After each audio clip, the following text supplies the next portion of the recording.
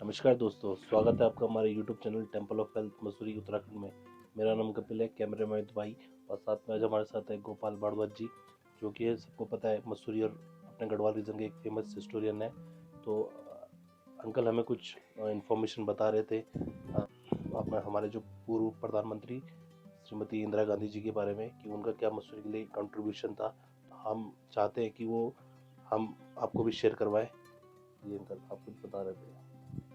हाँ, मिसेस इंदिरा गांधी जो थी वो तो आपको शायद मैंने पहले भी बताया। मसूरी में जब वो 1 वर्ष की थी, सबसे पहले वो आई थी 1920 में। वो सवाई होटल में अपनी दादी और अपने मम्मी के साथ और अपने उसके पापा और सब लोग ये सवाई में 1920 में ठहरे थे। जब 1 वर्ष की, तभी से उनका मसूरी में, जैसे आपको मैंने पहले बताया था, उनके दादा और उनके पिताजी तो आते ही थे मसूरी। जी तो जी जी। सबसे पहली बार जब मसूरी आए तो वो सवाई होटल में ठहरे हुए थे। बल्कि उसके बारे में तो वहाँ उनके जो सवाई के रिकॉर्ड्स हैं उसमें काफ़ी कुछ लिखा हुआ है। वो कोई इंसिडेंट हुआ था, जवाहरलाल जी को होटल छोड़ना पड़ा था। मैनेजमेंट ने कहा आप होटल छोड़ दीजिए, तो उन्होंने फिर दूसरी जगह ली रहने के लिए। तो इंदिरा गांधी का संबंध तो बचपन से शुरू हो गया था। और फिर 1928 में मेरे फादर से जब वो उनके दादा मिले थे मोतीलाल जी, तब भी वो मेरे फादर ने 8 साल की उम्र में उनको देखा था, उनके बारे में कुछ बताया था। वो मेरे पास कह रहे, तो उनका हॉरोस्कोप नहीं है इंदिरा गांधी का, लेकिन वो इंसिडेंट मेरे को पता है कि वो आए थे हमारे माल रोड के ऑफिस में मेरे फादर के। तो इस तरह फिर इंदिरा गांधी तो आती रही यहाँ पे बचपन में बिल्कुल। उसके बाद पता नहीं कितनी बार आई होंगी। और जैसे मैंने एक बार पहले भी बताया, जो उनके फादर जब देहरादून जेल में थे, जवाहरलाल जी, तो वो जो अपने लेटर्स लिखते थे, वो बेटी मसूरी में ज़्यादातर रहा करती थी उनको। जी जी। और वो कभी कभी उनसे मिलने भी जाया करते थे उनसे।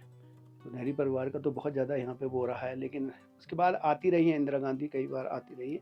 लेकिन जो मेरे को अपने उसमें याद है, अपने उस होश में, जो मैंने अपने आंखों से देखा है, जो आप जानते हैं मसूरी में यहाँ पे पहले लाइमस्टोन का बहुत ज़्यादा अलग अलग खाने थी यहाँ पे, जो यहाँ से माइंस थी। तो यहाँ से जो यहाँ का लाइमस्टोन था बहुत ही कीमती था, बहुत ही A1 क्लास का था। पूरी इंडिया में सबसे बेस्ट जो मार्बल था वो यहाँ था, और इसकी डिमांड बहुत ज़्यादा थी। यहाँ से स्टील मिलों में जाता था। इवन टाटा नगर जो जमशेदपुर में है आपके झारखंड में, वहाँ भी यहाँ से पत्थर जाता था ये। और इसका विभिन्न उद्योगों में इसका उपयोग होता था। ये जो आपका मार्बल था उसमें शुगर मिल्स में होता है, स्टील मिल्स में होता है, उसके टेलकम पाउडर होते हैं, और भी कई इसके उपयोग है इसके। जो इसके तो ये इसका यहाँ पे एक तरह से 1960 से ये जो देहरादून का जो राजपुर का इलाका है, यहाँ पे ये माइनिंग का काम शुरू हो गया था। और ये लगभग 20 वर्ष 22 वर्ष तो बहुत तेज़ ज़्यादा चलता रहा। और यहाँ से काफ़ी गाड़ियाँ यहाँ से, यहाँ हाथीपाँव एरिया से और देहरादून के रास्ते में राजपुर का ये झड़ी पानी का इलाका, यहाँ से सारा माइंस जाते थे। धीरे धीरे यहाँ पे गाड़ियाँ भी बहुत हो गई, और एक तरह से सड़कों के बहुत बुरे हाल हो जाते थे। तो और जो यहाँ का एटमॉस्फेयर था वो भी थोड़ा ख़राब हो रहा था। तो यहाँ के स्थानीय लोगों ने उस समय यहाँ कहा कि ये तो मसूरी का स्वरूप इससे बिगड़ रहा है। कई सड़कें टूटती थी और किस तरह से कोई अपराध भी होते थे, और पहाड़ों की जो सुंदरता था वो बदरंग होते जा रहे थे, खराब हो रहे थे, पेड़ कटते जा रहे थे, और पहाड़ों पे खाली पहाड़ दिख रहे थे और उनमें से पत्थर निकाला जा रहा था। लेकिन जो मसूरी की प्राकृतिक सुंदरता थी वो हर दिन कम होती जा रही। तो क्योंकि इंदिरा गांधी का यहाँ से संबंध रहा है मसूरी से, तो जो यहाँ उस तत्कालीन मसूरी में जो स्थानीय कुछ लोग थे, जैसे महाराजा कपूरथला के फैमिली से रानी सीता देवी थी, या मिसिस गैंजर थी यहाँ पे, जो पहले, जिनके हस्बैंड पहले एडमिनिस्ट्रेटर रह चुके हैं 1940s में, अर्ली 40s में, नगर पालिका के। और यहाँ पे एक थडानी थे, रोजलैंड होटल के मालिक मिस्टर थपलियाल थे, सुधीर थपलियाल, जो यहाँ पे एक हमारे कॉलेज के प्रिंसिपल के बेटे थे। और डॉक्टर सैनन थे, और कई लोग यहाँ के जो थे, जो जागरूक लोग थे, उन्होंने यहाँ पे एक सेव मसूरी सोसाइटी बनाई कि इस तरह से ये जो दोहन हो रहा है मसूरी के पहाड़ों का, इसको इस पर लगाम लगाई जाए, नहीं तो आने वाले समय में मसूरी का बहुत ज़्यादा नुकसान हो जाएगा। वो कोई टूरिस्ट और कोई यहाँ पे नहीं आना पसंद करेगा। तो इंदिरा गांधी के पास वो लोग गए कि ऐसे आप, क्योंकि वो तो मसूरी आती थी हमेशा, जैसे भी उनको समय लगता, जैसे मैंने आपको बताया उनके फादर भी आते रहते थे।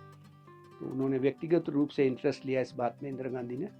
और उन्होंने फिर यहाँ जब दिल्ली से जाके एक राज्यसभा की बेंच को यहाँ मसूरी में भेजा, 1982 की बात है ये। श्यामलाल यादव एक राज्यसभा के मेंबर थे, उनकी अध्यक्षता में यहाँ एक मसूरी जो ये आई थी इस पे स्टडी करने के लिए, राज्यसभा की एक बेंच। उन्होंने यहाँ के स्थानीय लोगों के इंटरव्यू लिए, उनसे पूछा और क्या क्या देखा, सब खुद माइंस पे जाके भी देखा कि क्या इसका असर पड़ रहा है।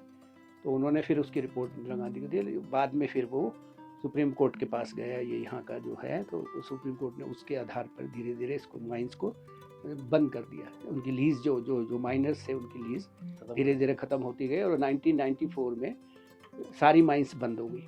अब जानते हैं हाथी पाँव में सारा वो जो है वो लंबी धार का इलाका है, और राजपुर में तो बहुत ज़्यादा माइंस थी पहले।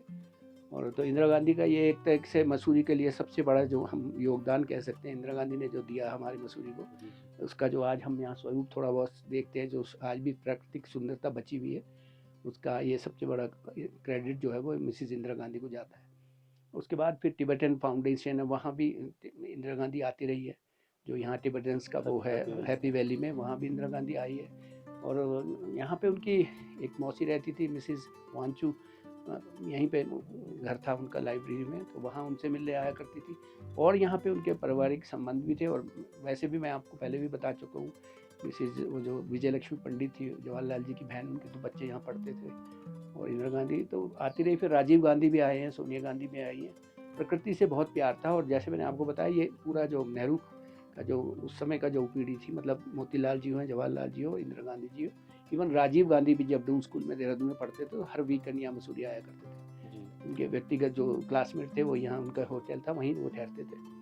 तो इंदिरा गांधी का तो मैं कह सकता हूँ कि मसूरी का तो ये सबसे बड़ा जो हमारा को वो आज हम यहाँ देखते हैं प्रकृति का थोड़ा बहुत जो स्वरूप आज भी बचा हुआ है, उसका सबसे बड़ा योगदान उन्होंने इंदिरा गांधी। अगर इंदिरा गांधी यहाँ व्यक्तिगत रूप से इस तरह से ये स्टेप उठाती तो आज काफ़ी मसूरी का ये स्वरूप दिखाई नहीं देता।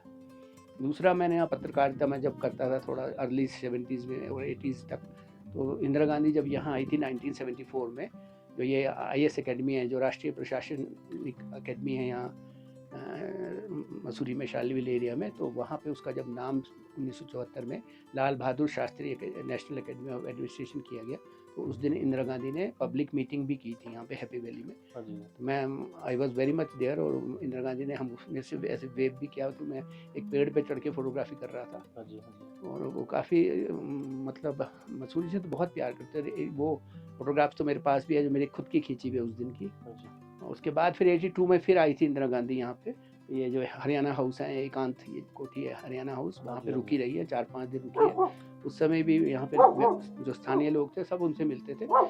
इंदिरा गांधी को बचपन से मसूरी से अटैचमेंट था, तो जो भी छोटी मोटी भी समस्या थी वो यहाँ जरूर सुनती थी और अपनी तरफ से पूरी कोशिश करती थी। और एक जैसे मैं माइंस की आपको बात बता रहा था कि माइंस को एक तरह से रोकने का एक कारण क्या था, जो मैंने आपको बताया कि महाराजा कपूरथला की जो एक रानी थी, डॉक्टर अरुण सिंह की बहन प्रिंसेस सीता, वो उनकी व्यक्तिगत फ्रेंड थी मतलब एक तरह से। तो वो एक बार उनकी कोठी के ऊपर से वो गाड़ी जो गट्टू जाते थे, उसे गट्टू कहते थे, जो यहाँ से पत्थर ले जाते थे 4x4 के, या दूसरे एक जर्मन ओल्ड गाड़ियाँ थी जिसमें वो जो माइंस पे ऐसे 45 डिग्रीज पे भी पत्थर लेके आ जाती थी और नीचे उतर जाते थे। तो वो सड़कें, उनसे बहुत नुकसान होता था सड़कों का। तो वो जो प्रिंसेस सीता थी, उनका हमेशा वो गेट वेट तोड़ देते थे, कभी बड़ी गाड़ी आ गई, कभी छोटी आ गई। तो एक दिन तो वो वहीं खड़ी थी इंदिरा गांधी और प्रिंसेस सीता, वो सीता जी बता रही थी इंदिरा गांधी को कि देखो ये मेरा गेट तोड़ के चले गए। तो उसी समय वो एक गट्टू भरता हुआ मार्बल का पत्थर लेके वहाँ से जा रहा, और उसने सोचा 2 लेडीज़ खड़ी हैं यहाँ पे, उसने पहचाना तो है नहीं ड्राइवर ने, जैसे उनकी आदत होती है तो उन्होंने थोड़ी आगे जाके उसकी चाबी बंद कर देते थे, तो वो बूम की आवाज़ आती थी पीछे से। वो सेकेंड वर्ल्ड वार के वो पुरानी गाड़ियाँ थी, उसमें कुछ होगा। तो जैसे गाड़ी बंद होती तो उन्होंने तो एक तरह से मिसेस गांधी को थोड़ा, या लेडीज़ जो खड़ी हैं उन्हें नहीं पता था ये मिसेस गांधी हैं, थोड़ा वो टीज़ करा होगा एक तरह से, जैसे कि कोई लेडीज़ खड़ी है हम वो बंद कर देते हैं। तो उसको उन्होंने कहा देखिए आपके सामने या गाड़ी गई है तो हम यहाँ कितने परेशान होते होंगे, ये हमेशा एक्सिड करते हैं। उस दिन से इंदिरा गांधी ने उनको वो कहा कि नहीं आप चिंता मत करो, मैं इसको ज़रूर इस पर ध्यान दूंगी और मैं इसको बंद कराऊंगी। और झड़ी पानी में तो एक एरिया है जो चूना खाला का है, वहाँ पे तो उस समय पहाड़ों को हरा कर दिया गया था, क्योंकि कई बार इंदिरा गांधी हेलीकॉप्टर से भी आती थी, तो उनको वो करने के लिए कि यहाँ हरियाली, यहाँ नीचे तो माइंस ने उस एरिया को पैचेस से ख़राब कर दिया था, उन पैचेस को ढकने के लिए ग्रीन पेंट कर दिया गया था, जिससे इंदिरा गांधी ऊपर से देखे कि नहीं अभी भी ग्रीन कवर कुछ बचा हुआ है। क्योंकि जो इनकी रिपोर्ट जानी थी ना, जब जो राज्यसभा की वो आई थी, उनको ये बेंच आई थी उनको दिखाने के लिए, राज्यसभा के सदस्यों की एक वो आई थी जिन्होंने अपनी जो सेव मसूरी सोसाइटी थी उसकी जो रिपोर्ट थी, उसके बाद फिर सुप्रीम कोर्ट ने सारी माइंस को बंद किया। जबकि तत्कालीन उत्तर प्रदेश सरकार को रेवेन्यू का बहुत ज़्यादा फ़ायदा था इसका, बहुत यहाँ से हज़ारों लाखों रुपए का पत्थर हर महीने यहाँ जाता था। उसके बाद फिर दो यहाँ देहरादून में डाइवर्जन रोड पे, मसूरी रोड पे एक सीमेंट फैक्ट्री बन रही थी और एक लाइम कार्बाइड की फैक्ट्री लग रही थी। फिर भी उसका भी विरोध हुआ यहाँ पे। मसूरी के स्थानीय लोगों ने कहा कि मसूरी का तो बिल्कुल ही सीमेंट का जो है डस्ट उड़ उड़ के ऊपर आएगी तो टूरिज्म को बहुत इफेक्ट करेगी। तो फिर यहाँ वो भी प्रयास किया गया उस समय, फिर उसमें भी शायद इंदिरा गांधी का है, तो वो दोनों फैक्ट्री बंद कर दी। आप सोचते हो जबकि इतना ये बहुत बड़ा काम है। अगर आज के परिप्रेक्ष्य में आप देखो तो इस किसी भी चीज़ को, कोई चीज़ लग रही हो, कोई फैक्ट्री लग रही हो, तो उसको बंद करवाना कितना मुश्किल हो जाता है। और इवन जो ये माइंस भी थी, इसमें भी कहीं मैंने सुना उस समय 20-25 हज़ार आदमी इन्वॉल्व थे उसमें। कोई लेबर थी, कोई माइन में काम करता था, कोई डिगिंग करते थे, वो कोई नीचे छोड़ के आता था कहीं। उस समय बहुत उसमें जो पत्थर निकालना पड़ता था तो लेबर ओरिएंटेड, मतलब लेबर का उसमें ज़्यादा ज़रूरत होती है मैनुअली ना। तो इसलिए अब कितने लोगों का बेरोज़गार भी हुआ उस समय, कई लोगों को बहुत नुकसान भी हुआ, कई लोगों की गाड़ियाँ बिक गई। लेकिन ओवरऑल आप हम यही कह सकते हैं कि जो पुराने, जैसे मैं कहता हूँ, जो समझदार थोड़े होते हैं वो आगे का भी सोचते हैं कि इस चीज़ को अगर आज हमने रोक दिया, और अगर आज की स्थिति में सोचता हूँ, अगर आज 20-25-40 साल हो गए उस बात को, तो ये काम असंभव था। जो जिस तरह से आज भी वो जो पत्थर है आज भी वो विद्यमान है वहीं मसूरी के पहाड़ों में, और जो है वो हिमाचल में उसके बाद थोड़ा बहुत है अच्छा पत्थर। ये जो मसूरी का है उसकी क्वालिटी बेस्ट है। जो अंग्रेज़ों ने भी पहले जो सर्वे कराए थे आज से 100-150 साल पहले, जो उनकी बुक्स में है, जो यहाँ का जो पत्थर है उसको ए क्वालिटी, उसके जो उसका जो योग जो होती है, एक तरह से करते हैं ना कि केमिकल उसका वो जो होता है एनालिसिस, उसके हिसाब से यहाँ का जो लाइमस्टोन है बहुत ही बढ़िया A1 क्लास का है, और उसकी उपयोगिता और उसकी इस्तेमाल बहुत ज़्यादा कई इंडस्ट्रीज़ में होता है। मैंने आपको जैसे बताया जमशेदपुर टाटा की जो है स्टील फैक्ट्री, वहाँ तक यहाँ का स्टोन जाता है। जैसे कि अंकल वो लंबी धार के बारे में आप बता रहे थे, तो वहाँ पर मैंने सुना कैजुअलिटी भी बहुत ज़्यादा हुआ करती थी। हाँ, ऐसा है ना, जैसे आपको मैंने बताया वहाँ गाड़ियाँ चलती थी, उसके अलावा जो पहाड़ों पे पत्थर लेने जाते थे और जो मार्बल निकालने वाले लेबर होते थे वो ब्लास्टिंग किया करते थे।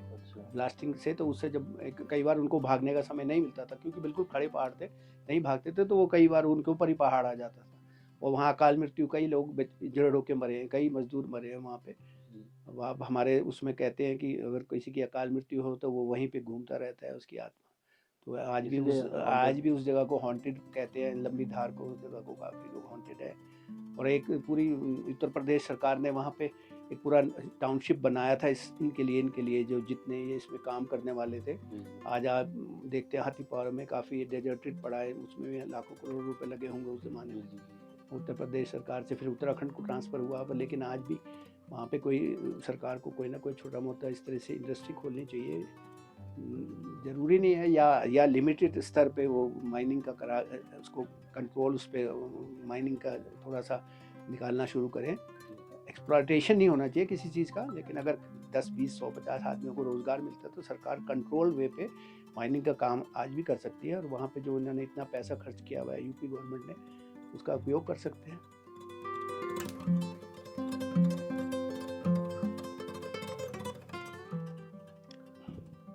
तो ये इन्फॉर्मेशन थी हमारे अंकल द्वारा श्रीमती इंदिरा गांधी जी के बारे में कि उनका मसूरी से क्या संबंध था।